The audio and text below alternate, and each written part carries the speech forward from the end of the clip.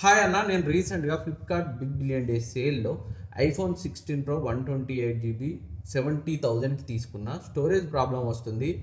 IPhone నుంచి photos and videos send చేయడానికి best 1 TB SSD చెప్పండి అన్న. Please solve this issue. Love from Vizag. Thank you bro. And మీకు 3 options ఉన్నాయి. బడ్జెట్లో కావాలి, డేటా ట్రాన్స్ఫర్ స్పీడ్స్ తక్కువ నా పర్లేదు అనుకుంటే ఈ 4-in-1 USB drive around 1000 rupees 2000 rupees ఉంటుంది. మీ స్టోరేజ్ నీడ్ని బట్టి 128 GB అయితే నియర్లీ 1200, అలా 256 అయితే నియర్లీ 2000 అలా ఉంటుంది.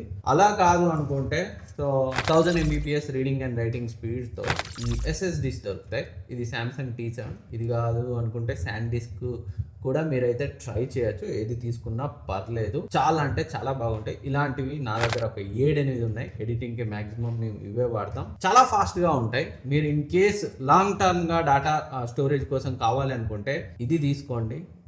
ర్యాపిడ్ స్పీడ్లో మీకు ఫొటోస్ వీడియోస్ అయితే ట్రాన్స్ఫర్ అవుతాయి. ఇది కాకుండా కొత్తగా శాండిస్క్ క్రియేటర్ SSD వచ్చింది. ఇది మ్యాక్సిస్ సపోర్ట్తో వస్తుంది.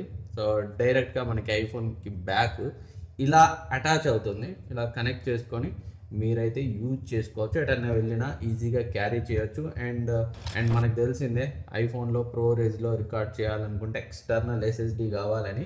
అలా రికార్డ్ చేసే వాళ్ళకి కూడా ఇది చాలా బాగా హెల్ప్ అవుతుంది.